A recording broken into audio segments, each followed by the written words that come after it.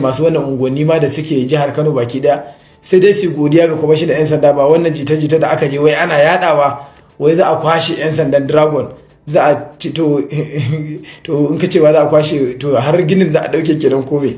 Ya kamata mutane ma in za su yada jita-jita su san abin da yasa ake yada. Duk wanda ya ga jihar Kano ya san me yasa aka kirkiri wannan office din.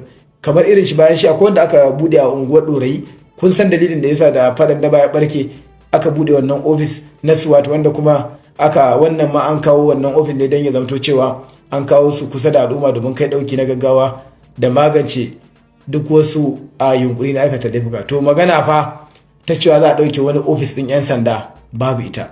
Tsari ne na babban sufeto janar na 'yan sanda na ƙasa na yi wa shi kansa wa'annan masu kai dauki na gaggawa na musamman garan bawul da ganin cewa an yi abin da ya kamata, irin wanda ya kamata al'umma suna yabawa suna gani kuma a haɗu da su ana sanar da su. Akwai kwamitoci da aka kafa wanda lokacin da ake gudanar da wannan aiki za a zama da su ana bibiyar ya ake gudanar da wannan aiki a wannan sabon ofis na musamman. A baya in kun tuna shekarun baya an yi tim da dama. Duk wanda yake jihar Kano ya san lokacin da aka kaddamar da lokacin da ina nan, wanda zan iya lokacin ina nan aka yi kamar Operation Pop Ada, wato kankace kwabo. Kun ga irin zuma da aka da sauran da aka samu. Bayan shi kuma akwai Operation Restore Peace wanda aka kaddamar da su, wanda su ma an samu nasarori. To wannan fa sabon aiki da niyyar aiki ya zo, wanda kana ganin tsare-tsaren da aka yi da irin horon da aka ce za ba 'yan sandan nan, duk abubuwan da zamu na yi musu na horo ne na aiki da makami, na horo ne da ba su training akan abin da ya danganci human right, tunatar da su aikin 'yan sanda, aiki da gaskiya, aiki da riƙon amana.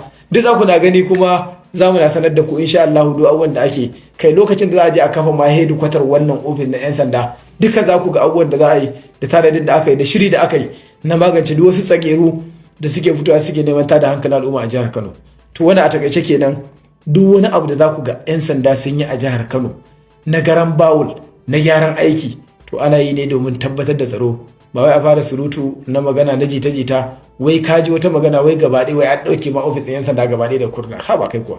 To mu da muke so ma a ƙara ai shirye-shiryen da ake ba ma a ƙara 'yan sanda a wurin ba, a lungu da saƙo ana ta dubawa. Mutane da yawa da kansu suke gina outpost ana kaiwa 'yan sanda, balle kawai haka kawai wani ya je ya gama shan soɓaro dansa da ruwan sanyi kawai ya bugi iska wai ce an ce za a ɗauke 'yan sanda daga kurna. Kai yanzu a ce an gina guri mai kyau an tanade shi saboda tsaro, kawai a ce za a kwashe 'yan sanda, to a bar ofis a mai da shi kenan.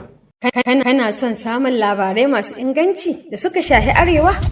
Maza lalaba Arewa Update. Za ka iya samun Arewa Update a shafukan sada zumunta. A irin wannan zamani da kowa ke rige-rigen ba da rahoto, lallai hankali da duniyar 'yan kama cewa an ce ba tantance abun a ce bare wata hujja. Tattace ka tankaɗe ka rage shirbucin da zai saka maƙurnafin jita-jita duniyar labari. Dan Arewa Update dan ka huta da shakkar gaskiyar labarin da babu sofa ne a cikin shi. Arewa Update. Warki a duniyar arewacin labari.